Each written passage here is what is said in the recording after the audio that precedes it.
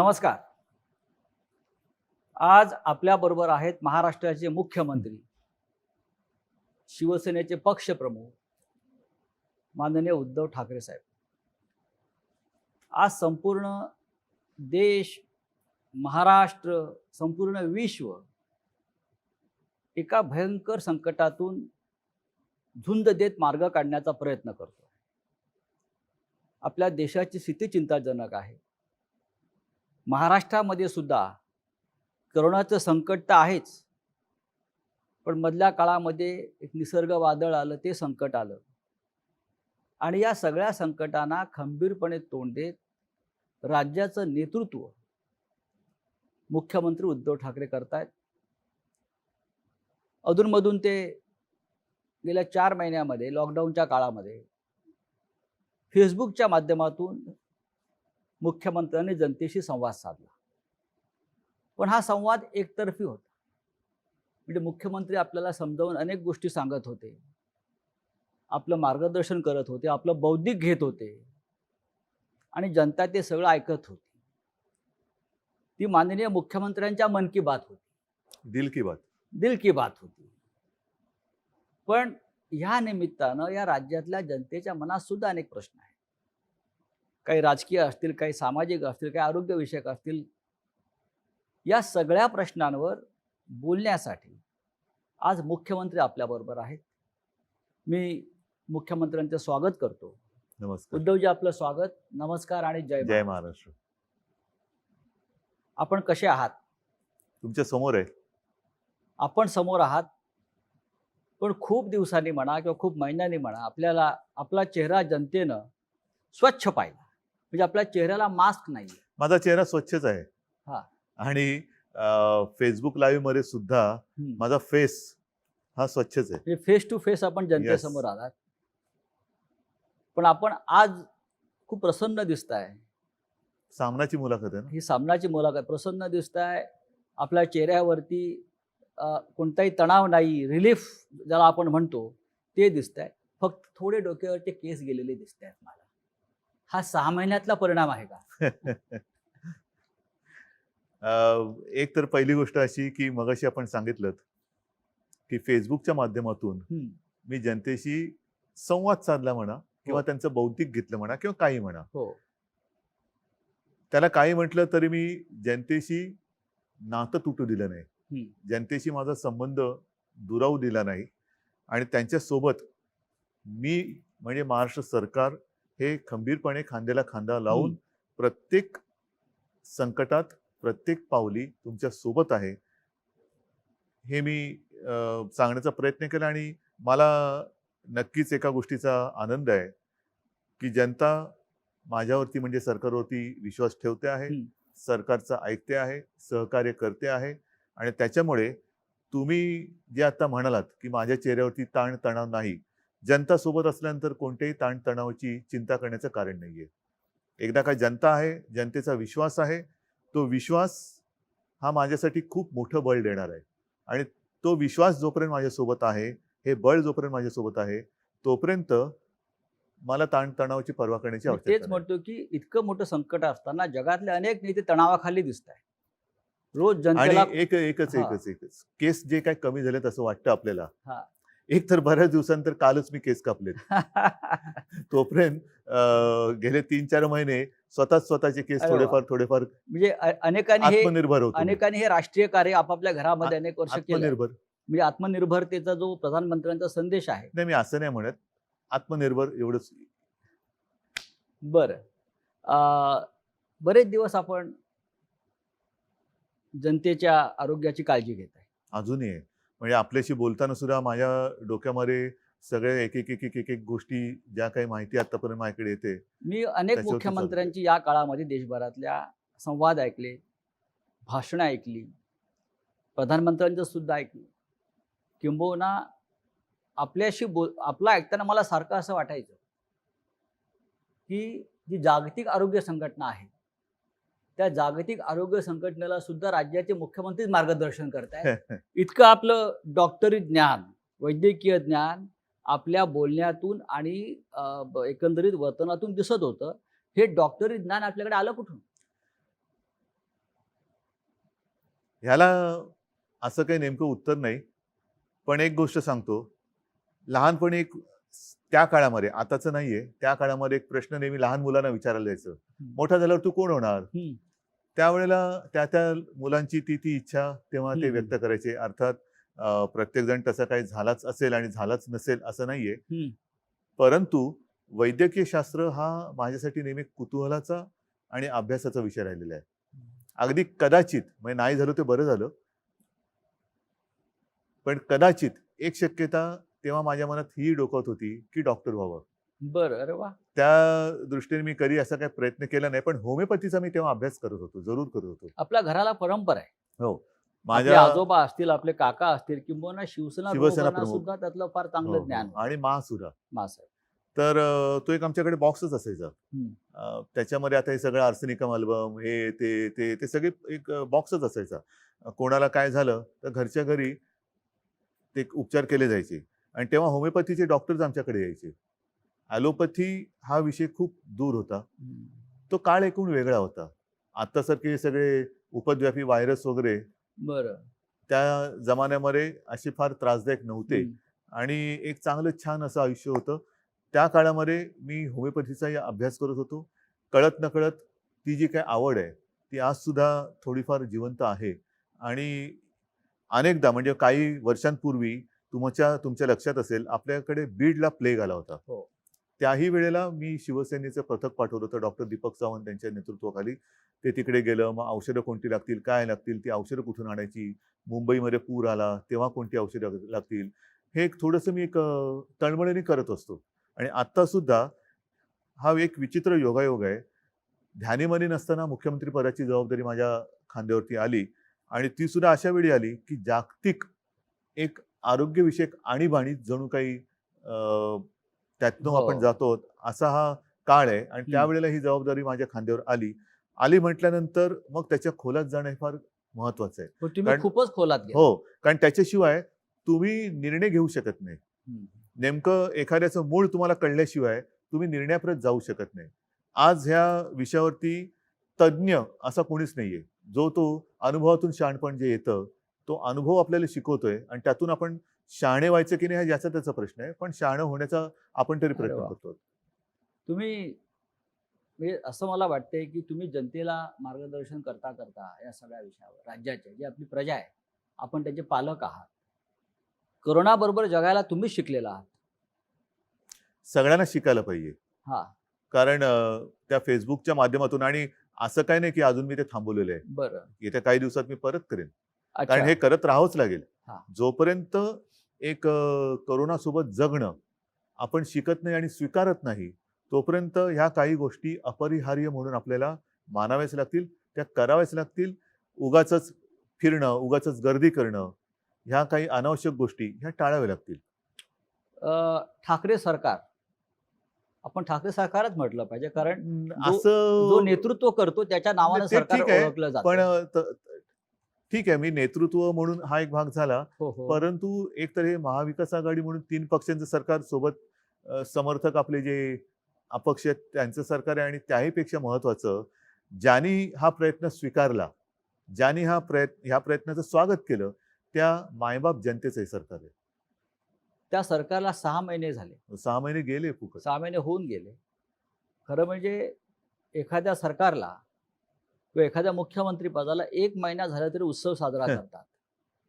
सध्या उत्सवाला बंदी आहे. आणि राज्यात व देशामध्ये अशी अनेक उदाहरणं आहेत की ज्यांना 2-4 महिनेही पंतप्रधानपदी किंवा मुख्यमंत्रीपदी राहता आलं नाही. आपण 6 महिन्याचा आपला पूर्ण झाला आणि अत्यंत व्यवस्थित तो पूर्ण झाला.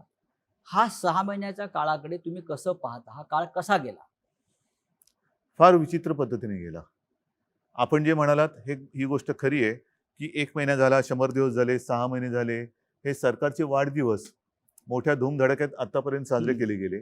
आता मला असं वाटतं विरोधी पक्षनेते पदाचे दिवस हे धूमधडाक्यात साजरे केले जातात. अच्छा, असं दिसतं हे कोण. पण हे जे काही 6 महिने गेले, हे 6 महिने विविध आव्हानं घेऊन आले होते. आणि आव्हानं अजूनही संपलेली नाहीयेत. राजकीय आव्हान ठीक आहे, ते तर मी तुम्हाला सांगितलं, जोपर्यंत जनतेचं बळ माझ्यासोबत आहे, जनतेचा आशीर्वाद माझ्यासोबत आहे तोपर्यंत मी ह्या आव्हानाची पर्वा करत नाही. पण सुरुवातीच्या काळामध्ये जसं हे संकट ज्याचं कोणी अजूनही त्याचा आकार उकार किंबहुना नेमके पण काही ओळखू शकलेलं नाही असंही संकट आलं. एक गोष्ट लक्षात घ्या, आपत्ती ही काही नवीन नाहीये. आपत्त्या ह्या येत असतात, पण त्या आपत्त्या किंवा आपत्ती कशी असते, एक भीषण पूर येतो, भीषण भूकंप होतो, फार भयानक असते ती परिस्थिती. त्याच्यामध्ये एक सुनामी येते, एका क्षणात होत्याचं नव्हतं करून जातं. कदाचित असंही होतं की काही संकट जसं हे कोरोनाचं संकट आहे, हे जर आपण खबरदारी घेतलं नाही तर झपाट्याने लोक आजारी पडतात आणि मृत्युमुखी पडतात. पण ही जी संकटं असतात, वादळ असतं, जसं निसर्ग वादळाचा उल्लेख तुम्ही केला, भूकंप असतो, हे एका क्षणात निमिषार्धात ज्याला म्हणतो ते होत्याचं नव्हतं करून टाकतात. आणि त्याच्यानंतर आपल्याला फार जिकरीने जी लोक त्याच्यामध्ये अडकली असतील त्यांना सोडवण्याचं काम करावं लागतं, त्यांचं पुनर्वसनाचं काम करावं लागतं. परंतु त्यावेळेला कसं असतं की एकदा ते होऊन गेल्यानंतर आपण तिकडे आपल्याला कळते की कुठे कुठे काय काय बिघडलेलं आहे किंवा काय. जसं आता निसर्ग चक्रीवादळ, सुदैवाने त्याच्यामध्ये आपल्याला सुरुवातीपासून जरा काळजी घेतली म्हणून प्राणहानी ही कमीत कमी आपण ठेवू शकलो. तेवढी सुद्धा होता कामा नव्हती, पण ती कमीत कमी आपण ठेवू शकलो, मर्यादित ठेवू शकलो. आता तिकडे विजेचे खांब उन्मळून पडले, झाडं वृक्ष बागा त्याचं नुकसान झालं, घरांचं नुकसान झालं, शेतीचं नुकसान झालं. ह्याची नुकसान भरपाई आता आपण करत चाललेलो आहोत. नुकसान नाही पण भरपाईमध्ये एकच सेकंद, हे जे संकट आहे करोना, हे अजूनही संपत नाहीये. म्हणजे मी फेसबुक लाईव्ह मध्ये एकदा म्हटलं होतं, सरणार कधी रण. हे रण कधी सरणार हेच कळत नाही अजूनही. कारण तुम्ही याला रण मानताय. रणच आहे, रणकंदन आहे मोठं जागतिक. जसं मी मागेच म्हटलं होतं की वर्ल्ड वॉर आहे, तिसरं वॉर महायुद्ध, अगेन्स्ट व्हायरस. हे 2 महायुद्ध झाली. हे फार भयानक आहे, ज्यांनी हे खरं विश्वयुद्ध आहे, कारण त्यांनी पूर्ण जग व्यापून टाकलेलं आहे. आज सुद्धा अनेक देशांमध्ये ज्यांनी लॉकडाऊन उठवला घाई गर्दीने किंवा सगळं काही संपलं असं समजून लॉकडाऊन उठवला, ते परत लॉकडाऊन करतायत. काही ठिकाणी तर त्यांनी ऑस्ट्रेलियामध्ये वगैरे तुम्ही ऐकलं की एका विभागामध्ये त्यांनी सैन्याला पाचारण केलं. महाराष्ट्रामध्ये अशी वेळ आली होती का की तुम्हाला वाटलं की सैन्याला पाचारण करावं? महाराष्ट्रात सैन्य बोलवण्याची कधीच वेळ आलेली नव्हती. मध्ये ज्या काही बातम्या आल्या होत्या त्यावेळेला मी असं म्हटलं होतं, जी आपण मुंबईमध्ये फील्ड हॉस्पिटल्स केलेत, फील्ड हॉस्पिटल. कारण संकट म्हणजे ही साथ म्हटल्यानंतर साथ असते, एका झपाट्यामध्ये ती किती जणांना कवेत घेईल हे आपण सांगू शकत नाही. त्यावेळेला तुम्ही बघाल मुंबईमध्ये बेड्सची कमतरता होती, ॲम्ब्युलन्सेस नव्हत्या, औषधोपचार नव्हते, व्हेंटिलेटर्स, ऑक्सिजन जे कॉन्सन्ट्रेटर म्हणतो ते. ह्या सगळ्याची कमी का होती? कारण आपल्याकडे जी काही आतापर्यंतची हॉस्पिटल्स आहेत तेवढीच हॉस्पिटल्स होती. आणि हे जेव्हा माझ्या लक्षात आलं, किंबहुना ज्या वेळेला मला विधानसभेचं कामकाज चालू होतं तेव्हा अधिवेशन, तेव्हा पहिल्यांदा आपल्याकडे मार्चमध्ये महाराष्ट्रात पहिले रुग्ण सापडले. ती तीव्रता हळूहळू वाढत आपल्याला अधिवेशन सुद्धा 1 आठवडा कमी करावं लागलं. आणि तेव्हा जेव्हा पहिल्यांदा ब्रीफिंग झालं की ही अशी अशी परिस्थिती आहे, तेव्हाच मी सांगितलं होतं की आपल्याला युद्ध पातळीवरती फील्ड हॉस्पिटल्स उभी करावी लागतील. आणि त्यावेळेला जर गरज लागली तर मिलिटरीच्या तंत्रज्ञानाचा उपयोग करून घ्या. कशी ते पटकन तिकडे करतात. एक गोष्ट आणखीन तुम्हाला सांगतो की याही बाबतीत आपल्याला लष्कराची मदत लागली नाही. आपण इथल्या इथे मला त्या गोष्टीचा एक अभिमान आहे की आपल्या ही प्रशासनाची टीम ही त्यांना जे आपण काही सांगू ते तत्परतेने काम करतायत. आणि म्हणूनच चीननी 15 दिवसात इन्फेक्शन हॉस्पिटल उभं केलं, आपणही 15 ते 20 दिवसात हे हॉस्पिटल उभं केलं आणि आणखीन या सुविधा वाढवतोय. या काळामध्ये आपण मगाशी प्रशासनाचा उल्लेख केला, ते उत्तम काम करते. या काळामध्ये 6 महिन्यामध्ये आपण मंत्रालयामध्ये कमीत कमी केलात असा आपल्यावरती एक सतत आरोप होतो आहे. ठीक आहे ना, मंत्रालय आता बंद आहे. मंत्रालयामध्ये कमीत कमी जाणं, एकूणच मी आता त्या विषयावरती बोलतो की आता तंत्रज्ञान एवढं प्रगत झालेलं आहे. त्या तंत्रज्ञानाचा जर का तुम्ही उपयोग करू शकणार नसाल तर तुमच्यासारखे दुर्भागी तुम्हीच. आता तंत्रज्ञानाचा माध्यमातून, जसं आता आपली मुलाखत संपल्यानंतर मी अगदी घरी जाऊनच मुद्दामून सांगतो, घरी जाऊन माझ्या मुंबईतल्या महापालिका जे काही आपले आयुक्त आहेत, नुसते महापालिका एकटे नाही, सहआयुक्त उपआयुक्त ह्यांची मी एक बैठक घेणार आहे. हे रोजचं चाललंय. काल तर मी मराठवाड्यातल्या सर्व आमदारांची एक विदर्भाच्या काल माझ्या शिवसेनेच्या जिल्हा प्रमुखांची एक बैठक झाली, व्हिडिओ कॉन्फरन्स. परवा तिन्ही पक्षाच्या विदर्भाच्या आमदारांची एक व्हिडिओ कॉन्फरन्स झाली. म्हणजे मी घरात बसून सगळीकडे जाऊ शकतोय. एका वेळेला मी पूर्ण राज्य कव्हर करतोय आणि निर्णय घेतोय. करोनाशी लढण्यासाठी सरकारने योजना तर भरपूर केल्या. एक गोष्ट आणखी लक्षात हा. घ्या, फिरणं आवश्यक आहे मी नाही म्हणत नाहीये, पण जेव्हा तुम्ही फिरता तेव्हा एकाच ठिकाणी जाता. हो. पण ज्या वेळेला तुम्ही व्हिडिओ कॉन्फरन्सचा उपयोग करता तेव्हा तुम्ही सर्व ठिकाणी जाता. प्रवासाचा वेळ वाचतो. प्रवासाचा वेळ वाचतो. त्यानंतर यंत्रणा जी मग आता मी म्हणतो लावली विमानाने जाते. कशाला जाता? बैलगाडीतून का नाही जात? हम्म. बैलगाडीतून जा, पायी चालत जा. तंत्रज्ञानाचा उपयोग जर करणार नसाल तर मग त्या तंत्रज्ञानाचा शोध लावता ह्या कशाला? तंत्रज्ञानामध्ये तुम्ही अधिकाऱ्यांशी संवाद साधू शकता, पण जनतेशी संवाद कमी होतो असा साधारण एक आक्षेप आहे. आता सध्या तर आपली परिस्थिती लॉकडाऊनचीच आहे. होय. सभा समारंभाने तर बंदीच आहे. हो. जनतेला त्याच्यासाठी बोलवणं म्हणजे आपला नियम आपणच तोडणे. बरोबर आहे. आपला नियम आणि परत हम्म. आपण आता जसं आपण सुरक्षित अंतरावरती बसलेलो आहेत. मी मुख्यमंत्री आहे, माझ्या आजूबाजूला कोण येणार नाही, पण माझ्या समोर माझी जनता बसली, तिचं काय? तिचं काय? ती जर का दाटीवाटीने बसली तर मी संवाद साधला, पण त्याच्यानंतर माझे जनता जे आहेत ते आजारी पडले तर त्या संवादाचा उपयोग पण काय? तुम्ही नियमाचं पालन करताय. नियमाचं पालन जर मी नाही केलं तर जनता का करेल? नियमाचं पालन जर मी नाही केलं मग ते सांगतील ना, लोका सांगे ब्रह्मज्ञान स्वतः कोरडे पाषाण. हे जे करोनाचे युद्ध आपण म्हणताय हे विश्वयुद्ध आहे. प्रधानमंत्री जे आपले मोदी जे आहेत त्यांनी सुरुवातीला सांगितलं होतं की हे महाभारताचं युद्ध आहे. महाभारताचं युद्ध हे 14 दिवस चाललं आणि करोनाचं युद्ध आपण 21 दिवसात संपवू. नाही, पण कठीण हे होतं. युद्ध 21 दिवसात संपलं नाही, किंबहुना ते वाढत चालले. जोपर्यंत आपण करोनासोबत नीट जगणं स्वीकारत नाही, आता स्वीकारतात लोक. त्याच्यामध्ये महत्वाचा मुद्दा जसं तोंडावर मास्क, आता आपण अंतर ठेवून बसलो नाही तर मी लोक परत याच्यावरती टीका करतील की नियमाचं पालन करताय हो. तुम्ही म्हणताय, पण आता तुमच्या तोंडावरती मास्क नाही. आपल्या आजूबाजूला कोणी नाहीये, हे मुद्दा म्हणून मी उल्लेख करतोय. आपल्यात सुद्धा अंतर आहे 6 फुटाचं. आणि मोठी मोकळी ही आहे. जागा आहे, अन्यथा आपण बंद खोलीमध्ये हो. नेहमी मुलाखत घेतो. तर म्हणून मी सांगतो की जोपर्यंत तुम्ही सार्वजनिक ठिकाणी गर्दी करत नाहीत, तोंडावरती मास्क लावून फिरताय, त्याच्यानंतर तोंडाला हात लावत नाही, हात सतत धुताय, हे जे आहे हे एकमेकाला हे करोनासोबत जगणं. बरं. म्हणजे जर माझ्या बाजूला कोणी असेल आणि तो अनादराने माझी पण चूक होणार, पण तेव्हा तुम्ही मला सांगायला पाहिजे की जरा प्लीज असं करू नका. हम्म. हे जे आहे ना, हे मी म्हणतो करोनासोबत जगणं. या काळामध्ये आपण या युद्धाशी लढण्यासाठी जेव्हा युद्ध होतं तेव्हा आपण रणगाड्या आणतो, क्षेपणास्त्र आणतो, बंदुकांचे दारू आणतो, सैन्य भरती करतो. ही युद्धाची आयुधं आहेत. आणि आपण जेव्हा युद्ध केलं, महाराष्ट्रात सुरू केलं, तेव्हा आपण मोठ्या प्रमाणामध्ये ICU, व्हेंटिलेटर्स, बेड, औषधं हा साठा केला. हे आरोग्यविषयक युद्ध आहे. पण इतक्या मोठ्या प्रमाणामध्ये इन्फ्रास्ट्रक्चर उभं करून सुद्धा लोकांच्या सातत्याने तक्रारी कमी आता झाल्या नाही नाही. येते. किंबहुना कोविड सेंटरमध्ये बेड नाही नाही, असं होत नाहीये. किंवा गेल्यावरती आम्हाला उपचार मिळत नाही. सांगतो. अशा प्रकारे सुद्धा काही तक्रारी तुम्ही इतकं प्रचंड काम केल्यावर सुद्धा जेव्हा आल्या तेव्हा मुख्यमंत्री म्हणून आपलं काय भावना राहिल्या? नाही, भावना इथे मी भावना वगैरे माझ्या पाळत हा, नाहीये. हा. मला काम करायचंय आणि जनतेला वाचवायचंय.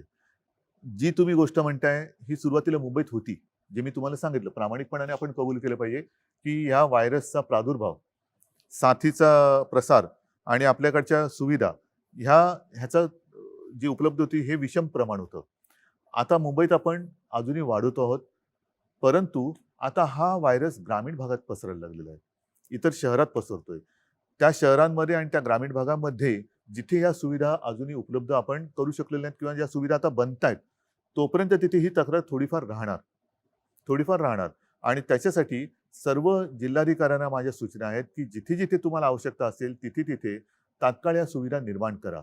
पण मुंबईत ज्या वेळेला आपण या सुविधा केल्या तेव्हा पावसाळा नव्हता, म्हणून आपण मोकळ्या मैदानात त्या सुविधा बिना कोणत्या अडचणीच्या आपण तयार करू शकलो. BKC मध्ये सगळ्यात मोठे इस्पितळ आपण उभं हो. केलं. गोरेगावचं नेस्को गोरेगावचं. त्याच्याहून मोठं आहे. त्याच्यानंतर वरळीला डोम आहे, आता रेसकोर्सला करतोय, मुलुंड चेक नाका आहे, दहिसर आहे. या सगळीकडे आपण का करू शकलो? कारण तिकडे आपण त्या काळाचा फायदा घेतला. कारण मुंबईमध्ये आपल्या आधी सुरुवात झाली होती या साथीची. आता काय होतंय, आता गावामध्ये किंवा इतर शहरांमध्ये पाऊस आता लागलेला आहे, त्याच्यामुळे अशी मैदानं तुम्हाला मिळणार नाहीत. बरं, या मैदानात सुद्धा नुसते आपण तंबू नाही टाकले, तिथे सुद्धा टॉयलेटची सोय ही परमनंट, म्हणजे त्याच्यासाठी सुद्धा सिवेज लाईन वगैरे टाकून घेतली, पाण्याची लाईन टाकली, म्हणजे कुठेही नंतर त्रास होता कामा नये ह्याची खबरदारी घेऊन या सुविधा तयार केल्या. आता गावागावात किंबहुना इतर शहरांमध्ये आपल्याला जे मोठे हॉल असतील किंवा काही ठिकाणी गोडाऊन्स असतील जे कव्हर्ड आहेत ऑलरेडी, अशा ठिकाणी आपल्याला ह्या कराव्या लागतात. किंवा ते जर का नसेल तर काही रिकाम्या बिल्डिंग्स आहेत का? आजही काही ठिकाणी आपण शाळा, कॉलेजेस किंबहुना हॉस्टेल्स हे क्वारंटाईनसाठी घेतलेले आहेत, कारण तात्काळ आपल्याकडे दुसरं काहीच नव्हतं. हे इतकं करून सुद्धा देशामध्ये रुग्ण वाढतातच आहेत. 10 लाखाच्या वर रुग्ण देशामध्ये गेले, त्याच्यापेक्षा जास्त आकडा हा असावा. महाराष्ट्राचा आकडा हा 3 लाखावर गेला 3 लाख एकूण, एकूण. म्हणजे पहिला रुग्ण जो आता बरा होऊन घरी गेलेला आहे त्याला हा. सुद्धा त्याच्यात पकडलं जाते. आणि हे मुंबई खरं 1 चूक आहे. लाखावर गेले. हो, पण आता म्हणजे जे बरे होऊन गेले तो त्याच्यामधले फिगर दिल्या जात नाही. नाही, तो धरता कामा नये ना. तुम्ही तुमच्या महाराष्ट्राला किंवा देशाला पंतप्रधान किती असं विचारता का? मग नेहरूंपासून पंतप्रधान धरणार का? महाराष्ट्रामध्ये सुद्धा यशवंतरावांपासून मुख्यमंत्री धरणार का? असे सगळे मुख्यमंत्री किंवा सगळे पंतप्रधान एकत्रित धरत नाहीत. आत्ता किती पंतप्रधान? 1. आत्ता किती मुख्यमंत्री? 1. आतापर्यंत कोण कोण होऊन गेले? हे होऊन गेलेले. म्हणजे आता आकडा कमी होतो. कमीच आहे. हा, असं नाही मी म्हणत, काही ठिकाणी वाढतोय. एक आणखीन महत्वाचा मुद्दा घ्या लक्षात, की ही साथ आहे, आकडा वाढतोय, तो थोडा वाढणार, पण याच्यामध्ये आपल्याला लवकरात लवकर तो रुग्ण ओळखून किंबहुना रुग्णाला जर का तशी लक्षणं आढळली तर त्यांनी लवकर पुढे आलं पाहिजे. मृत्यूदर कमी ठेवणं, औषध नसताना सुद्धा, औषध कोणते नाहीये पण त्याच्यावरती इतर जे काय आता उपलब्धता आहे त्याच्यानुसार उपचार करून मृत्यूचं प्रमाण कमी ठेवणं, हे आता आपलं मोठं आव्हान. या क्षणी मुंबई नियंत्रणामध्ये येत असताना अजून मी त्याच्याबद्दल काय बोलत नाही. नाही, एक मिनिट, असं अजिबात मी बोलणार नाही, कारण असं जर का आपण समज करून घेतलं तर आपण गाफील राहू. त्याच्यामुळे कृपा करून तुम्ही त्या आकड्यांकडे लक्ष देऊ नका. पण आज मुंबईच्या बाहेरची शहरं आहेत, कल्याण, डोंबिवली, ठाणे, नवी मुंबई, अंबरनाथ, पुणे, पिंपरी चिंचवड, हे भाग जास्त संक्रमित झालेले आहेत आणि ती चिंतेची गोष्ट वाटते सगळ्यांना. कारण एकतर हे दाटीवाटीच्या जागा आहेत, नोकरी धंद्याच्या जागा आहेत, औद्योगिक वसाहती आहेत आणि हाच पुणे, पिंपरी चिंचवडला परत लॉकडाऊन करावा लागला. ठाणे, कल्याण, डोंबिवलीला परत लॉकडाऊन करावं लागलं. नवी मुंबईमध्ये सुद्धा संकट वाढतंय. चंद्रपूर सारख्या ठिकाणी सुद्धा रुग्ण वाढत आहेत. नागपूरला चित्र वाईट दिसलं. ही वेळ परत परत लॉकडाऊन करण्याची का आली? सांगतो, ही केवळ आपल्यावरती चालेल नाहीये. हे जी सुरुवातीला मी म्हटलं, हे जागतिक कटू सत्य आहे. जागतिक कटू सत्य आहे. आपल्याकडे नेमकेपणाने बोलणार किंवा तसं सल्ला देणारं जगामध्ये कोणी नाहीये. एका बाजूला लॉकडाऊन केला पाहिजे का, तर त्याला विरोध करणारे अनेक शहाणे आहेत. लॉकडाऊनने काय साधलं? लॉकडाऊन म्हणजे उपचार आहे का? लॉकडाऊनने आर्थिक संकट येते, लॉकडाऊनने अर्थव्यवस्था. ठीक आहे बाबा, तुम्हाला मग आम्ही उडून देतो. मग इकडे लोक जर का दुर्दैवाने त्यांना काही मृत्युमुखी पडले तर तुम्ही घेणार का जबाबदारी? जे आज जे सरकारच्या दारी येऊन बसले दार उघड म्हणून टाहो फोडतायत, दारं उघडायला हरकत नाहीयेत, पण दारं उघडल्यानंतर तुम्ही जबाबदारी घेणार आहात का? अर्थव्यवस्था ही, म्हणून आपण काय करतोय, माझं मत असं आहे की आता लॉकडाऊन शब्द न वापरता, मी असं कधीच म्हणणार नाही की लॉकडाऊन मी उठवतोय, नाही, अजिबात नाही, पण मी हळूहळू एक एक गोष्टी उघड करत चाललोय आणि प्रयत्न माझा असा आहे की एकदा उघडलेली गोष्ट परत बंद होता कामा नये. त्याच्यामुळे नुसता आरोग्याचा विचार करूनही चालणार नाही, नुसता अर्थव्यवस्थेचं पण चालणार नाहीये. जे केवळ आणि केवळ अर्थव्यवस्थेची चिंता करतायत त्यांनी आरोग्याची चिंता थोडीफार तरी केली पाहिजे, आणि जे केवळ आणि केवळ आरोग्याची चिंता करतात ते आजच्या घडीला ते सत्य असलं तरी थोडीफार आर्थिक चिंता पण केली पाहिजे. आणि ह्याचं तारतम्य ठेवून, ही तारेवरची कसरत आहे. करोना बरोबर जगायला शिकायचं म्हणजे तारेवरची कसरत करायला शिकलं पाहिजे. आणि दुसरा महत्वाचा मुद्दा, मुंबईच्या आसपासच्या परिसरात जो काही थोडा प्रादुर्भाव वाढतोय, या व्हायरसचा एक वागणुकीचा तुम्ही जर का हे बघितला आलेख, तर हा व्हायरस गुणाकार करत जातो आणि जिथे पहिली सुरुवात होते तिथे सुरुवातीला तो पीकवरती जातो, शिखरावर जातो आणि मग तो फ्लॅट होऊन मग कमी येतो. जिथे उशिरा होतं तिकडे तो उशिरावर पीकवर जातो. ह्या परिसरामध्ये जिथे उशिरा सुरू झालेला आहे तिथे तो पीकवरती उशिरा चाललेला आहे. त्याच्यामुळे हा परिसर आणि ही शहरं ही कालांतराने बाहेर पडतील. तुम्हाला करोनावर डॉक्टरेट मिळाली पाहिजे, रिसर्च. तेवढा अभ्यास नाही केला तर मी मुख्यमंत्री म्हणून काय देशातल्या मुख्यमंत्र्यांमध्ये करोनावरती इतका खोलवर अभ्यास करणारा आपण एकमेव मला मुख्यमंत्री मी दिसतोय. नुसता मी फिरत नाही, घरी बसतो म्हणून अभ्यास होतो. पण अभ्यास न करता फिरणं आणि न फिरता अभ्यास करणं, तुम्हाला काय पाहिजे तुम्ही ठरवा. विरोधी पक्षनेते फार फिरायला लागले मी नाही बोलत काही. आणि आपले विरोधी पक्षनेते देवेंद्र फडणवीस हे काल दिल्लीत होते 2 दिवसापूर्वी तिथली करोनाची परिस्थिती बघत होती आणि परिस्थिती. त्यांचं असं म्हणणं आहे पण दिल्लीत तिथल्या जाऊन. परिस्थितीबद्दल काय बोलले नाहीत ते. अच्छा, नाही म्हणजे मी काय तिथे जाऊन दिल्लीत जाऊन विरोधी पक्षनेते महाराष्ट्राच्या भयावह परिस्थितीविषयी बोललेले आहेत. ह्याचं कारण का, की त्यांनी त्यांचा जो फंड आहे तो महाराष्ट्राचा फंड दिल्लीत दिला म्हणून सगळ्या गोष्टी ती दिल्लीत जाऊन करतात.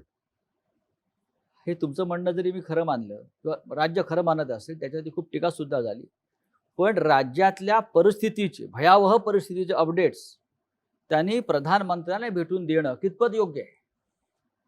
खरं म्हणजे ही चर्चा मुख्यमंत्र्यांनी करायला हवी. मी अशा कोण काय म्हणते याच्याकडे लक्ष देत नाही. मी पुन्हा पुन्हा सांगतोय, मी माझ्या कामाशी प्रामाणिक आहे. माझ्यावरती माझ्या जनतेचा विश्वास आहे. तोपर्यंत हे तर ठीक आहे, हे बोलतील आणि कदाचित त्यांची पोटदुखी अशी असेल की कुठेही न जाता, कुठेही न फिरता ज्या एका संस्थेने, ती संस्था कोणती मी अजून बघितलेली नाहीये, देशातल्या सर्वोत्तम मुख्यमंत्र्यांमध्ये महाराष्ट्राच्या मुख्यमंत्र्यांची होय. निवड केली. ही सुद्धा पोटदुखी असू शकेल. कारण करोनाची लक्षणं वेगवेगळी आहेत. अच्छा, पोटदुखी एक लक्षण आहे. नाही वेगवेगळी आहेत. आता तर कारण म्हणतात सर्दी, तुमच्या खोकला, ताप हे आहे. सर्दी, खोकला, ताप, चव जाणे, म्हणजे चव वास गेलेली आहे. जाणे, अंगावरती रॅश येणे, काही जणांची बोटं काळी निळी पडतात. त्याच्यामध्ये आता नवीन लक्षण ही पोटदुखी आहे. पोटदुखी तर असूच शकते. अच्छा, मग हे पोटदुखीतून आलेलं. म्हणजे नाही, आता थोडंसं मी गांभीर्याने सांगतोय बरं. की म्हणजे खरंच सांगतोय, ही मस्करी नाहीये. आपल्यामध्ये एखादा अनपेक्षित काहीतरी बदल झालाय किंवा अनपेक्षित आपल्याला आपल्याबद्दल काही लक्षात आले तर तेही कोरोनाचं लक्षण असू शकतं, असा एक अभ्यास आहे. अरे वा. त्याच्यामुळे असं जर का कोणाला काही लक्षण विचित्र, कारण वास जाणं, चव जाणं, आपण सगळीकडे होर्डिंग्ज लावलेत की शिंकताना, खोकताना तोंडावरती रुमाल ठेवा, इकडे इकडे थुंकू नका. प्रत्यक्षात सर्दी खोकल्याची साथ तशी मोठ्या प्रमाणात नाही आली. ताप येणं आहे, काही जणांची चव जाते, वास जातो, किंबहुना बोटं हिरवी निळी किंवा काळी निळी पडतात. तर असं वेगळं काहीतरी म्हणजे लक्षात सरकार आलं. राज्यामध्ये सत्ता परिवर्तन झाल्यापासून अनेकांचं आयुष्य बेचव झालेलं आहे. असू शकतं, त्याचा परिणाम असेल असं आपलं असू शकेल. मानलं पाहिजे. पण विरोधी पक्षाच्या नेत्यांनी, विरोधी पक्ष ही संसदीय लोकशाहीतली एक महत्वाची संस्था आहे फार जबाबदार संस्था आहे. आणि या महाराष्ट्रामध्ये मी असं म्हणेन की लोकशाहीच्या सुदैवानं विरोधी पक्ष फार मजबूत स्थितीमध्ये असताना त्या विरोधी पक्ष नेत्याने राज्याच्या प्रश्नावर मुख्यमंत्र्यांशी चर्चा केली पाहिजे असे संकेत आहेत. ते संकेत पाळले जात नाहीत असं आपल्याला वाटत नाही का? मी 1-1.5 महिन्यापूर्वी साधारणतः सर्व पक्षांच्या नेत्यांची एक बैठक घेतली होती. बरं. येत्या काही दिवसात ती मी परत घेणार आहे. परंतु त्यावेळेला मी त्यांना मोकळेपणाने सांगितलं होतं की आपणही मोकळेपणाने आपली जी काही निरीक्षणं असतील, काही सुधारणा असेल, राजकारण तर ते आपल्या 5वीलाच पुजलेले आहे. सर्वदा राजकारण एके राजकारण. पण हा जनतेच्या जीवाशी खेळ होतोय. जर एखादी गोष्ट आपण म्हणता, मी मान्य करेन की कुठेही अजूनही कोविड सेंटरमध्ये थोडीशी दुरावस्था असेल, असू शकेल. मी असं नाही म्हणणार की असं नाहीच आहे, पण असेल तर ती मी सुधारवली पाहिजे. कारण शेवटी ती सुविधा मी जनतेसाठी केलेली आहे आणि त्याच्यात जर का कुठे काही उणीव असेल तर ती दूर केली गेलीच पाहिजे. आता सुद्धा आपल्याकडे काही औषधं गेल्या काही महिन्यामध्ये एक त्याच्यावरती शोध लागतोय आणि ती वापरली जात आहेत. आणि मी मुद्दामून सांगतो, WHO असेल किंवा आणखीन काही असेल, आपल्याला दूरचित्रवाणी किंवा वृत्तपत्रातनं कळतं की ब्रेक थ्रू, त्याच्यामध्ये एक ते स्टिरॉइडचं नाव आलं, डेक्सोना, ज्याला आपल्याकडे डेक्सोना म्हणून म्हणतो. मी टास्क फोर्सला विचारलं, ते म्हणाले साहेब हे औषध आपण स्टिरॉइड आपण गेले 2 महिने ऑलरेडी वापरतो. बरं. आता ते सुद्धा कधी द्यायचं, किती द्यायचं, हे प्रमाण हे डॉक्टरांनी ठरवायचं असतं.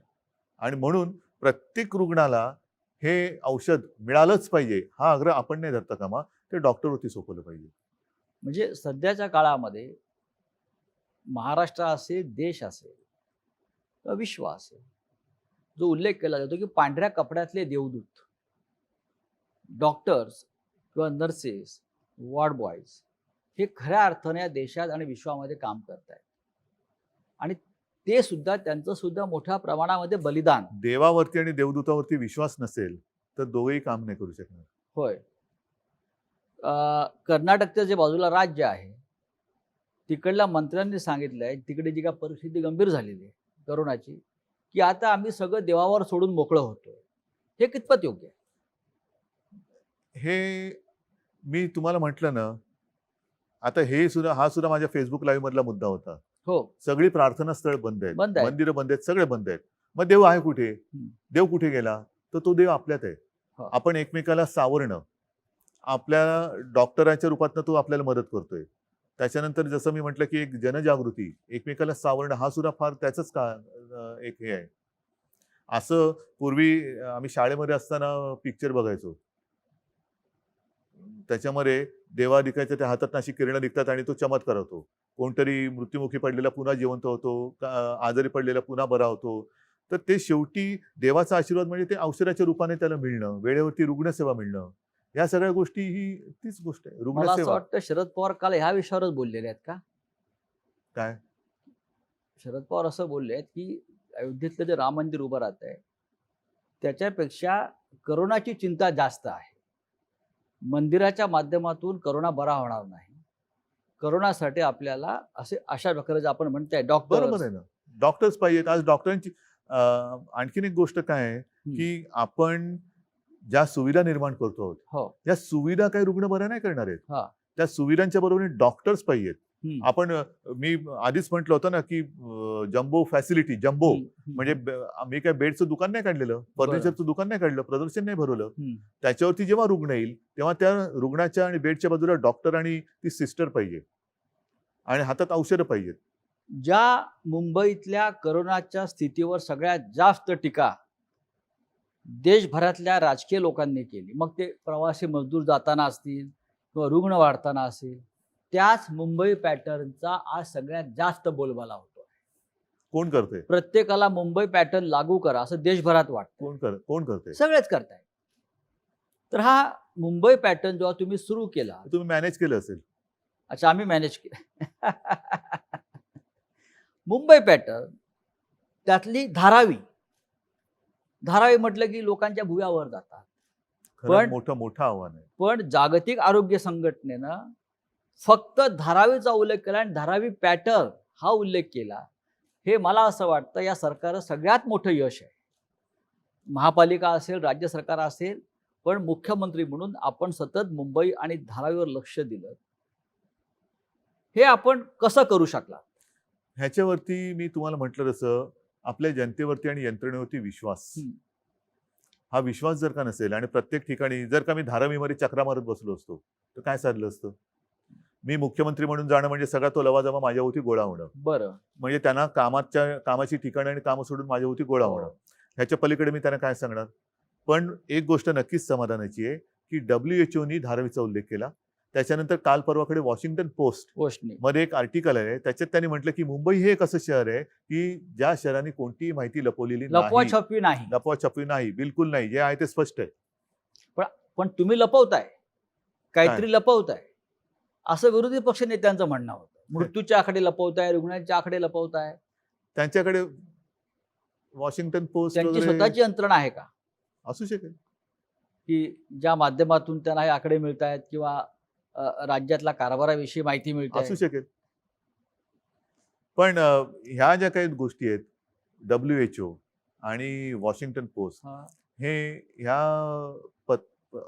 वृत्तपत्रात आणि त्या हेल्थ ऑर्गनायझेशननी देणं हे एक फार मोठं गौरवाची गोष्ट आहे. त्याच्यामुळे मी या गोष्टींकडे बाकीच्या मी त्याच्याकडे लक्ष देत नाही. धारावीत आपल्याला यश मिळत आहे. मी अजूनही बोलत नाही, कारण अजूनही संकट पूर्ण टळलं पाहिजे.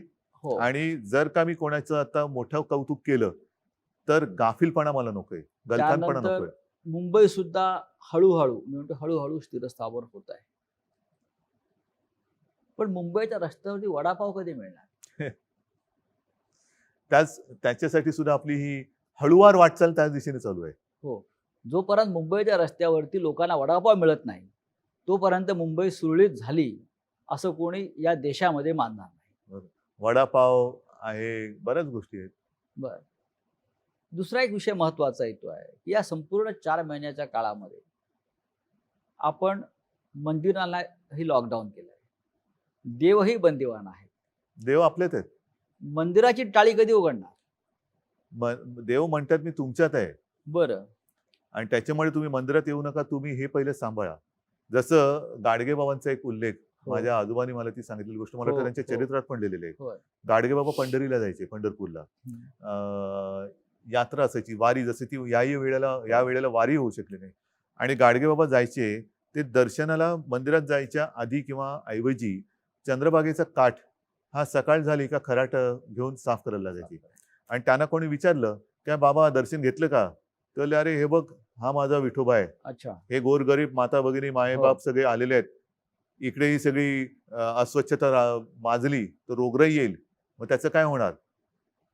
त्याच्यामुळे ते त्याची सेवा कर सांगायची. आपण त्या गाडगे महाराजांची आणि परंपरा आणि ते स्वतः हे खराटा घेऊन काढायची. आता आम्ही त्यांच्या नावाने अभियान करतो, पण स्वतः काय करतो, स्वच्छ केलेल्या कोपऱ्यामध्ये जाऊन झाडू मारून फोटो काढतो.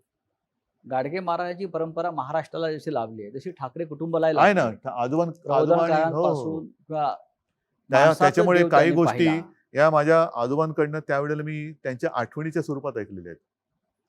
आता महाराष्ट्रामध्ये अनलॉक 2 सुरू आहे, अनलॉक शब्द सोडा, अनलॉक लॉक ज्याला तुम्ही पुनश्च हरिओम म्हणता. पुनश्चार्य म्हणतोय किंवा मिशन बिगिन अगेन, होय. ते करताना नीट तो समजून घ्यायला पाहिजे विषय की लॉकडाऊन हा केलेला आहेच, लॉकडाऊन आहेच, त्याच्यामुळे ह्याच्यानंतर काय होणार, त्याच्यानंतर काय, लॉकडाऊन आहेच, पण आपण एक एक गोष्टी सोडवत चाललेलो आहोत. त्यातनं हळूहळू एक एक गोष्टी बाहेर काढतोय. नाहीतर काय होईल, lockdown 1, lockdown unlock 1, lockdown 2, unlock 2, lockdown 2, ह्या गोष्टी या खेळत तांत्रिक गोष्टी नाही. म्हणजे तुम्ही घाईघाईने एखादी लॉकडाऊन केला तेही चूक आहे, घाईघाईने लॉकडाऊन उठवला किती काळ असं बसणार, मग हे कधी होणार ते कधी होणार. लोक कंटाळले आता आहे, पण कंटाळा घालवण्यासाठी म्हणून लॉकडाऊन केलेलं नाही, उघडायचं असं नाहीये. लोकांच्या पोटापाण्याचा प्रश्न आहे. त्याच्यासाठी एकदम जर का घिसाडघाईने उघडलं आणि साथ प्रचंड वाढली आणि जीवच गेला तर पोटपाण्याचं काय करणार. काही ठिकाणी कारखान्यांमध्ये सुद्धा जर काही साथ घुसली तर काय होणार. आणि म्हणून मग एक गोष्ट स्वीकारायला पाहिजे की मग करोनाचं काय होईल ते होईल, किती माणसं मृत्युमुखी पडतील ते पडतील, पण आम्हाला लॉकडाऊन नको. आहे का तयारी? अमेरिकेत जसं केलंय. हा, तयारी आहे का? माझी नाही तयारी. न्यूयॉर्कला आहे. असेल, माझी नाही तयारी. मी म्हणजे ट्रम्प नाहीये. मी माझ्या डोळ्यासमोर माझी माणसं अशी तळमळताना हे करताना बघू शकत नाही, अजिबात नाही. त्याच्यामुळे एक गोष्ट ठरवा की लॉकडाऊन गेल्या खड्ड्यात, जीव गेला तरी 72, पण आम्हाला लॉकडाऊन नको. रेल्वे सुरू होत नाही अद्याप, लोकांनी प्रवास कसा करायचा. म्हणूनच मी म्हणतो ना की एकदा काहीतरी ठरवा, इस्पार या उसपार. आणि जर का दोन्ही सांभाळायचं असेल तर मी म्हटलं तसं रेल्वे रुळावरनच चालली पाहिजे, तशी ती तारेवरची कसरत आहे, तारेवरची कसरत आहे. तुम्ही रेल्वे सुरू करणार की नाही असा प्रश्न आहे माझा. नाही, बंद करण्यासाठी आम्ही काय केलं, रेल्वे ही मुंबईची लाईफलाईन आहे. जोपर्यंत लाईफलाईन रेल्वे सुरू करूया, वडापाव सुरू करूया, सगळं सुरू करूया, पण एकदा काहीतरी एक टोक स्वीकारा. घाई गडबडीने घिसाडघाईने तुम्हाला हे करायचंय आणि मग काय आपल्या घरात कुटुंब याच्यामध्ये आजारी पडतात आणि काही मृत्युमुखी पडतात. मग कुटुंब मृत्युमुखी पडल्यानंतर घराला जे टाळं लागेल ते लॉकडाऊन कोण उघडणार. घराचं जो काय लॉकडाऊन होईल, कुटुंब जर काय गेलं तर त्या घराचं टाळं कोण उघडणार. आणि म्हणून ते टाळं नको असेल तर या गोष्टी टाळा. शिक्षणाचा पूर्ण बट्टाबोळ झालाय जगभरात. आणि महाराष्ट्रात सगळ्यात विषय जो सध्या चर्चेला जातो आहे तो म्हणजे पदवी परीक्षेच्या ज्या अंतिम वर्षाचं काय करायचं. तो निर्णय घेतलाय, कारण याच्यामध्ये राज्यपालांचं एक मत आहे. नाही, पण आता राज्यपालांसुद्धा मला सरकारचं एक मत आहे. आपण कोणत्याही परिस्थिती, कारण आता काही ठिकाणी बघा, तुम्ही मला प्रश्न विचारतानाच दोन्ही बाजूनी प्रश्न विचारताय. एका बाजूने म्हणताय की हे कधी होणार आणि दुसऱ्या बाजूला म्हणताय की हे पण होतंय. म्हणजे एका बाजूला म्हणते हे उघडणार कधी, दुसऱ्या बाजूला म्हणताय की तुम्ही राज्यात इतर राज्यांमध्ये पुन्हा लॉकडाऊन होते. होय. मग हाच तो माझा महत्वाचा मुद्दा आहे. काही ठिकाणी शाळा सुरू केल्या आणि त्यातली मुलं बाधित झाली. असं कोणी समजू नका की मुलांना हा करोना होत नाही. 6 महिन्याच्या बाळाला सुद्धा करोना झाला, तो बरं झाला. हे चित्र आलंय. दक्षिण कोरियामध्ये शाळा परत बंद कराव्या लागल्या, अनेक देशात बंद. मग त्याचा खेळखंडोबा किंवा बट्ट्याबोळा आहे की नाही. मग या शिक्षणासाठी शेवटी महाराष्ट्राला शिक्षणाची फार मोठी परंपरा आहे. सगळ्या जगाला आहे. मुंबई महाराष्ट्राला शिक्षण हे जीवनावश्यक गोष्टीपैकी एक आहे. 2020 मध्ये या काळामध्ये मुलांनी तरुणांनी शिक्षणाचं काय करावं, महत्वाचा मुद्दा आहे हा. आणि त्याच्यासाठी आपण आता हा जुलै जवळपास संपत आला, बरोबर आहे. जूनमध्ये शाळा सुरू होतात. मी माझी संकल्पना मांडली ती हीच आहे की शाळा कधी सुरू होणार. आता तो शाळा हा जो कन्सेप्ट आहे तो थोडासा बाजूला ठेवा. शिक्षण कधी सुरू होणार. ह्याच्यासाठी आपण हा एक विचार केला की जिथे जिथे शक्य असेल ग्रामीण भागात तिथे शाळा सुरू कराव्यात का, आणि जिथे जिथे शक्य आहे, सुविधा आहे, तिकडे ऑनलाईन शिक्षण सुरू करावं का. ऑनलाईन शिक्षणाचं पायलट आपल्याकडे सुरू झालेलं आहे. बरं. त्याच्यासाठी आपण केंद्राशी बोलून आता त्याच्यात सुद्धा कसं आहे की हे एकतर्फीच होणार आहे. जसं माझं फेसबुक लाईव्ह होतं तसंच ते होणार आहे की टीव्ही चॅनलवरनं शिकवता येईल का. त्याच्यानंतर आपण मुंबई महापालिकेच्या शाळेमध्ये टॅब दिले होते, SD कार्ड लोड केले, त्याच्यात ई लर्निंग आहे, टेक्स्टबुक आहेत, पाठ्यपुस्तक आहेत. अशी काही हे करावं का, कारण त्याच्यावरती सगळ्या बाजूनी आपण मतांतरही घेत आहोत. पण जसं आता तुम्ही म्हणताय की लॉकडाऊन करावा, काही म्हणतात करावा, काही म्हणतात करू नये, तसं प्रत्येक बाबतीत आपल्याला 2 मत, 3 मत, 4 मत हा जो काही एक घोळ होतोय मतांतराचा, त्याच्यामुळे आपला प्रॉब्लेम होतोय. कारण सरकार म्हणून आम्ही करणार. शेवटी जर का एखादी गोष्ट मला पटली तर मी टीकेची पर्वा कधीच करत नाही. मुख्यमंत्री नव्हतो तेव्हाही केली नाही आणि आताही करणार नाही. जी गोष्ट मला पटले आणि मला असं वाटतं की याच्यात जनतेचं हित आहे तिकडे मी टीकेची पर्वा करत नाही.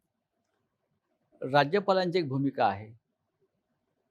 त्यानंतर युनिव्हर्सिटी ग्रँड कमिशन, विद्यापीठ अनुदान जी संस्था आहे त्यांची भूमिका परीक्षा पण आपल्याकडे सुद्धा घेण्यासंदर्भात आहे. कुलगुरूंची एक भूमिका आहे. आपल्याकडे परीक्षा कुलगुरूंची होऊ भूमिका आहे. नये, यातून मार्ग काढण्यासाठी मार्ग काढलाय आपण. परीक्षा होऊ नये असं कोणाचंच मत नाही. हो. माझंही मत आहे परीक्षा व्हावी. पण हे मी काय म्हटलेलं नीट लक्षात घ्या.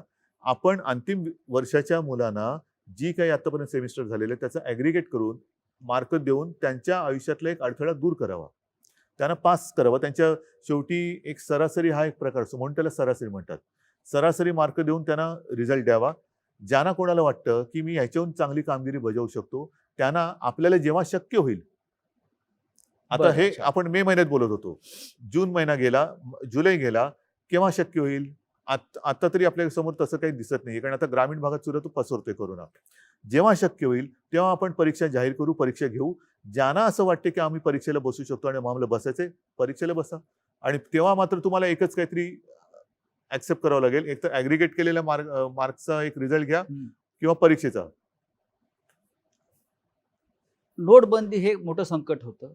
त्यात हजारो लाखो लोक बेरोजगार झाले आणि त्याचे परिणाम देश आजही भोगतोय.